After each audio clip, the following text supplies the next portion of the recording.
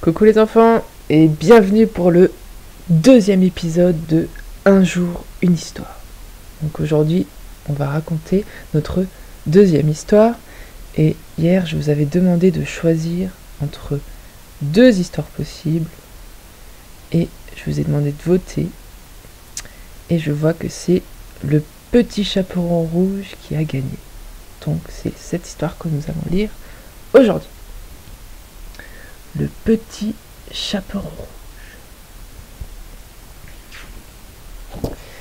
À la demande de sa maman, le petit chaperon rouge, qu'on appelait ainsi parce qu'elle porte toujours une cape rouge, s'apprête à apporter à sa grand-mère, qui est malade, quelques galettes et un petit pot de beurre. Sa maman lui dit: « Sois prudente et ne traîne pas en chemin. »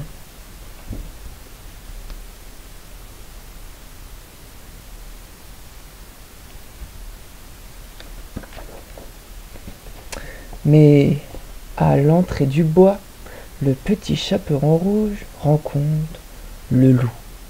« Où vas-tu ?»« De l'autre côté du bois, je vais chez ma grand-mère qui est malade. »« J'irai bien la saluer aussi. » Et le loup se dépêche de prendre un raccourci, alors que pendant ce temps, le petit chaperon rouge cueille des fleurs et attrape les papillons.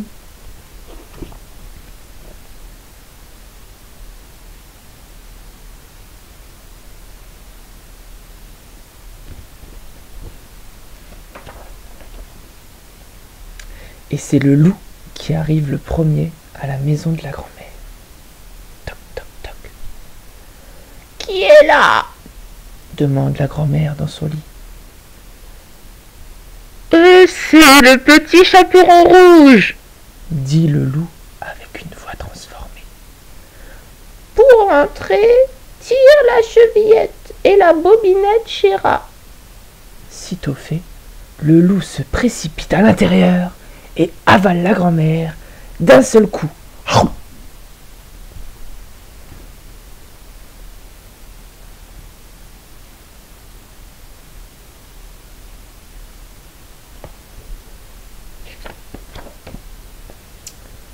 Ensuite, c'est le petit chaperon rouge qui arrive.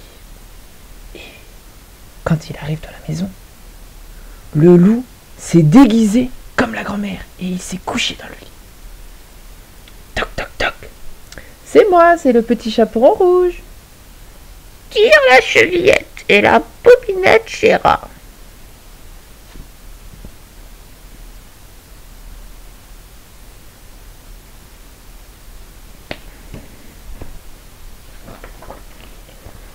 En arrivant près du lit, le petit chaperon rouge trouve sa grand-mère un petit peu bizarre.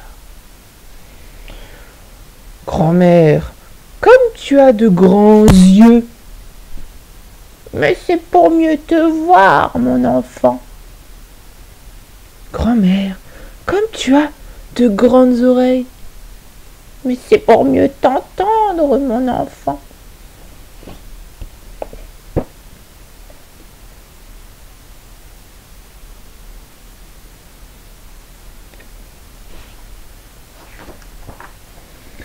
Et comme tu as de grandes dents. C'est pour mieux te croquer, mon enfant. Et le loup se jette sur la petite fille et n'en fait qu'une bouchée.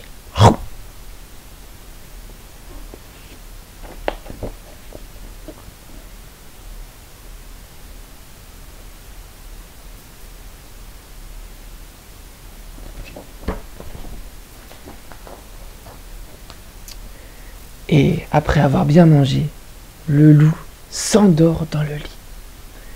Mais il se met à ronfler si fort, qu'il attire l'attention d'un chasseur qui passait par là. Le chasseur est surpris d'entendre de tels ronflements. Alors le chasseur décide d'ouvrir la porte de la maison. Il s'approche du lit et il voit le loup endormi avec un énorme ventre. Et là, le chasseur, il a tout de suite compris.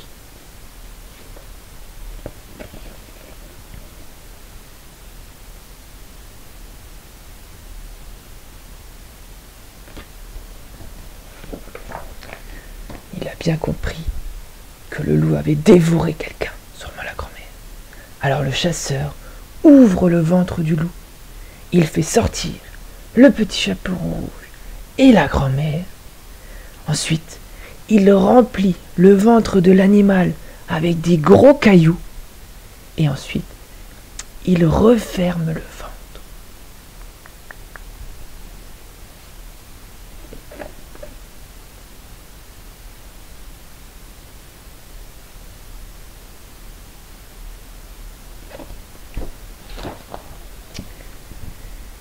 Et bonjour.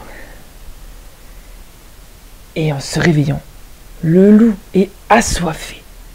Il veut se précipiter vers la rivière pour boire. Mais il est tellement lourd avec les cailloux qu'il a dans le ventre qu'il tombe dans la rivière et se noie.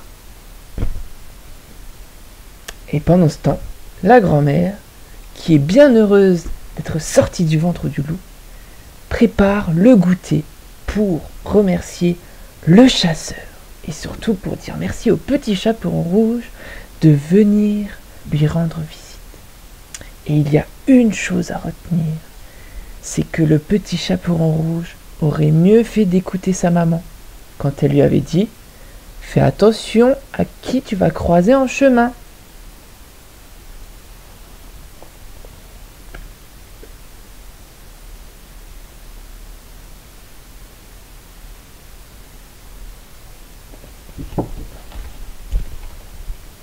Et voilà.